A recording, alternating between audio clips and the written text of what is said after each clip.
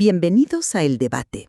Hoy nos sumergimos en una de las cifras más obstinadas y reveladoras del sistema educativo español, el abandono temprano. Es ese porcentaje de jóvenes que dejan los estudios con, como mucho, la educación secundaria obligatoria. Y para entenderlo, vamos a poner el foco en los datos de 2024, usando la región de Murcia como un caso de estudio casi perfecto. Un caso de estudio que nos obliga a hacernos una pregunta fundamental. El debate de hoy yo creo girará en torno a esto. El principal obstáculo para mejorar es, como sugieren los datos a primera vista, el nivel educativo de las familias, en concreto el de las madres, o esa mirada nos está, en realidad, distrayendo de las verdaderas grietas del sistema, como un mercado laboral que expulsa a los jóvenes de las aulas y un modelo educativo que simplemente no sabe cómo retenerlos. La fuerza estructural que explica por qué algunas regiones no logran converger con Europa. Es, en esencia, una cuestión de herencia educativa. Y yo, por mi parte, argumentaré que culpar a la herencia es una visión demasiado cómoda y, en cierto modo, determinista.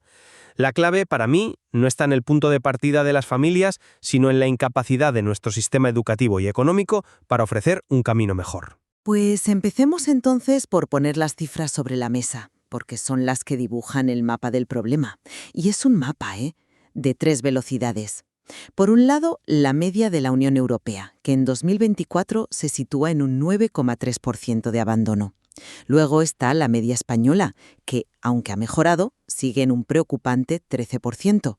Y finalmente tenemos casos como el de la región de Murcia, donde la cifra se dispara al 18,2%. Es casi el doble que la media europea. Exacto. Y nos deja a más de 9 puntos del objetivo que Europa se ha marcado para 2030, que es bajar del 9%. A ver, es cierto que el camino recorrido es enorme. A principios de siglo, en 2002, Murcia superaba el 42%. La caída ha sido espectacular. ¿El problema? El problema es que ese motor de mejora parece haberse gripado en la última década. Entre 2014 y 2024, mientras España reducía su tasa a un ritmo de 0,9 puntos al año, Murcia lo hacía a un ritmo de solo 0,6. A esta velocidad, Murcia tardaría 9 años solo para alcanzar el nivel en el que España está hoy y 15 años para llegar a la media europea actual. Se ha creado una brecha que no se está cerrando. El ritmo de convergencia se ha estancado. Totalmente. Y aquí es donde, para mí, entra el dato que lo cambia todo. Si nos preguntamos por qué, la respuesta está en una correlación estadística, es que es demoledora. Imaginemos a 2 jóvenes murcianos. La madre de uno solo terminó los estudios primarios. La del otro tiene un título universitario. Pues bien, el primer joven tiene una probabilidad del 37,5% de abandonar los estudios prematuramente. El segundo apenas un 3,4%. La diferencia es tan brutal, más de 10 veces, que es imposible ignorarla. No estamos hablando de un factor más, estamos hablando del factor que define el tablero de juego. Por eso mi argumento es que el problema de fondo es demográfico y estructural. En Murcia, el 43% de las mujeres tiene un nivel de formación bajo. Esos son 11 puntos por encima de la media nacional.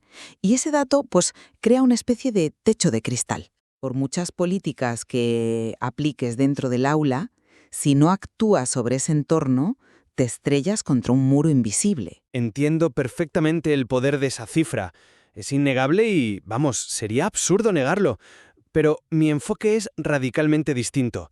Interpretar esa correlación como una causa-efecto, como una especie de condena familiar, es el error fundamental. Ese 37,5% no nos habla de la madre, nos habla del sistema. Lo que nos dice es que cuando un joven viene de un entorno socioeconómico vulnerable, el sistema educativo fracasa estrepitosamente en su misión de igualar oportunidades. El nivel formativo de la madre es lo que en estadística llamamos un proxy.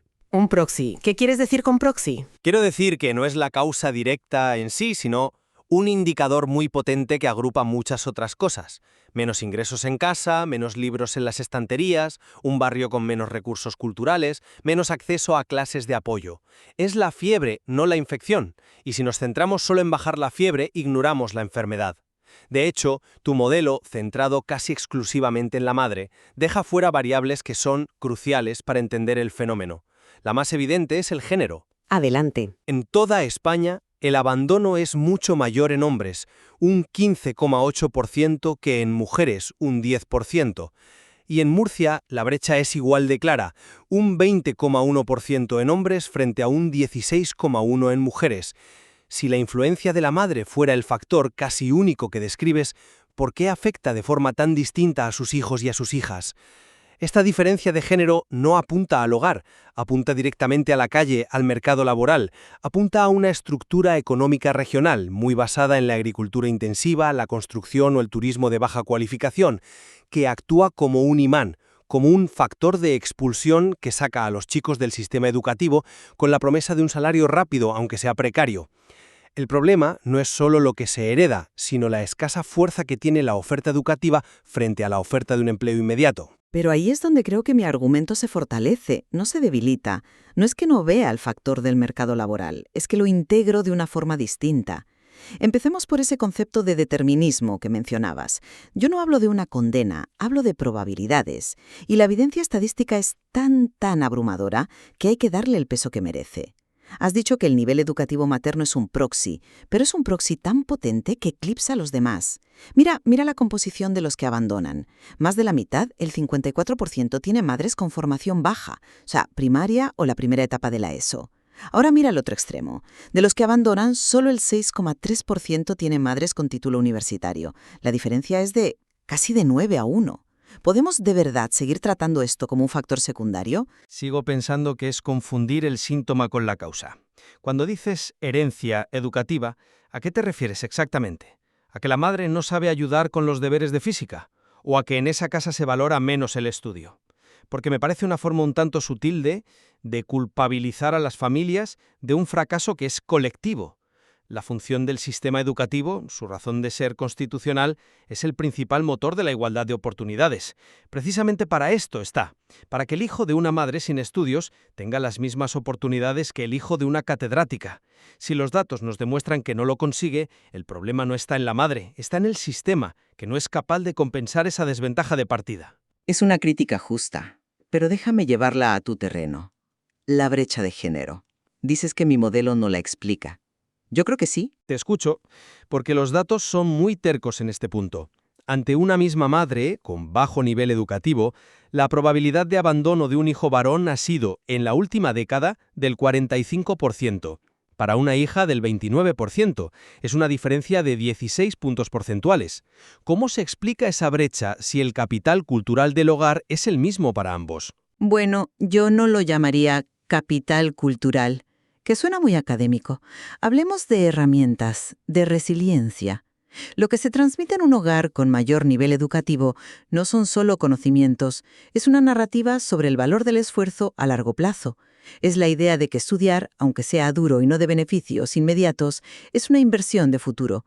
Esa narrativa funciona como un escudo o una vacuna contra la tentación del dinero rápido.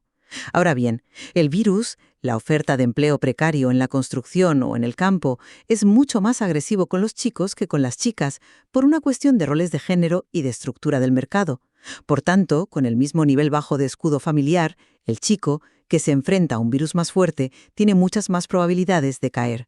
El modelo no ignora el mercado laboral, lo ve como la presión externa que el capital familiar ayuda a resistir. Entiendo esa metáfora del escudo. Es una interpretación interesante, la de ver el entorno familiar como un factor de protección. Pero si seguimos esa lógica, me preocupa enormemente a dónde nos lleva en términos de políticas públicas. Si el problema central es ese escudo familiar débil, ¿qué propones que hagamos? ¿Intervenir en las familias? Propongo ir a la raíz del problema. La estrategia más eficaz, la única verdaderamente transformadora a largo plazo, es una inversión masiva y sostenida en la formación de la población adulta, especialmente de las madres con bajo nivel educativo. Y no lo planteo como una política de empleo, para ellas, aunque también lo sea, lo planteo como la principal política de prevención del abandono escolar para la siguiente generación. Es la idea de romper el ciclo intergeneracional. Si quieres que los niños aprendan a nadar, lo más efectivo es enseñar a nadar a los padres para que ellos les enseñen y les transmitan seguridad en el agua. Admira la visión a largo plazo, de verdad, pero me parece que peca de un optimismo que roza la ingenuidad y que ignora la urgencia del presente. ¿Qué hacemos con el chico de 16 años que está a punto de dejar el instituto ahora? ¿Le decimos que espere, que estamos formando a su madre y que en 10 años la situación mejorará para sus futuros hijos? Es una estrategia que sencillamente no responde a la emergencia actual.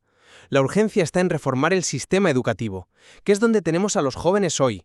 La solución tiene que estar dentro de las aulas, no solo en los hogares. ¿Y qué propones concretamente? Porque hablar de reformar el sistema es muy amplio. Propongo 3 cosas muy concretas. Primero, una revolución en la formación profesional. Necesita más recursos, más conexión con las empresas de alto valor añadido y una campaña de prestigio para que deje de ser vista como la vía para los que no valen para el bachillerato. Debe ser una alternativa atractiva y de excelencia. Segundo, multiplicar los recursos de orientación académica y profesional. Un orientador no puede atender a 500 alumnos. Necesitamos que desde los 13 o 14 años, cada chico y chica tenga un acompañamiento real que le ayude a ver la conexión entre lo que estudia y su futuro profesional. Y tercero, y más importante, una financiación asimétrica. Los centros en los barrios y pueblos más desfavorecidos, aquellos que escolarizan a los hijos de esas madres con baja formación de las que hablas, necesitan radicalmente más recursos, más profesores de apoyo, ratios más bajas, programas de mentoría, para poder hacer su trabajo que es precisamente compensar la desigualdad. Pero todo eso que propones, que suena muy bien, ya se ha intentado. Se han invertido millones en programas de refuerzo, en diversificación curricular, en FP básica, y sin embargo la brecha de Murcia con España y Europa persiste. Y aquí es donde el caso de Murcia se convierte, para mí, en la prueba final de mi argumento. La correlación es casi matemática. Murcia tiene 11 puntos porcentuales más de madres con baja formación que la media española, un 43% frente a un 32%. Y tiene 5 puntos más de abandono juvenil, un 18,2% frente a un 13%. La correspondencia es casi perfecta, es una dependencia estructural. Sin actuar de forma decidida sobre la formación de esa enorme bolsa de población adulta, cualquier otra política educativa es como intentar vaciar el mar con un cubo. Lucharás contra una marea invisible que siempre te devolverá al punto de partida. Yo le doy la vuelta completa a esa interpretación. Para mí, la realidad demográfica de Murcia no es la causa del problema, sino la lupa que magnifica las debilidades que el sistema educativo tiene en todo el país. Murcia no es un caso aparte, es un laboratorio donde los fallos del sistema se ven con una claridad meridiana por las condiciones socioeconómicas. Precisamente porque hay más familias vulnerables, es donde más se nota que el sistema no tiene las herramientas para compensar. Las soluciones que Murcia necesita con urgencia, esa FP de calidad, esa orientación individualizada, esa financiación extra para centros complejos, no son soluciones murcianas, son las soluciones que necesita todo el sistema para ser verdaderamente equitativo y eficaz. Murcia no es la enfermedad, es el espejo donde se reflejan nuestras carencias más profundas. Al final, si tuviera que quedarme con una sola idea, sería esta. Los datos nos gritan que el abandono temprano es en una medida abrumadora la herencia de una desventaja educativa. El predictor más potente que tenemos, con una diferencia colosal sobre cualquier otro, es el nivel formativo de la madre. Por eso cualquier estrategia que aspire a ser transformadora no puede limitarse a poner parches dentro del sistema.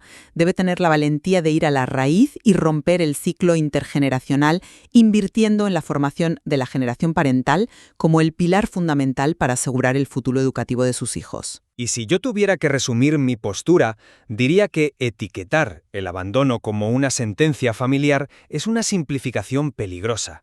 Esa correlación tan fuerte no nos señala a un culpable, sino a una víctima. El principio de igualdad de oportunidades nos muestra el fracaso de una institución, la escuela, en su misión más sagrada. Por tanto, nuestro deber no es desviar la atención hacia el entorno familiar, sino arremangarnos y fortalecer el sistema educativo hasta convertirlo en una herramienta tan poderosa que sea capaz de romper cualquier techo de cristal, venga de donde venga. La responsabilidad es nuestra, es pública, no privada. Creo que, a pesar de las diferencias de enfoque, ambas perspectivas revelan que el desafío del abandono temprano es mucho más que un problema de un estudiante individual. Es un fenómeno complejo, enraizado en estructuras sociales, familiares y económicas muy profundas. Totalmente de acuerdo. Y quizás la única conclusión clara es que para alcanzar ese objetivo europeo de bajar del 9%, no hay balas de plata. Se necesita un enfoque integral que actúe a la vez sobre el capital educativo de las familias, como tú defiendes, pero también sobre la calidad y equidad del sistema educativo y las señales que emite un mercado laboral que a veces parece remar en la dirección contraria. La exploración de este problema, desde luego, no ha hecho más que empezar.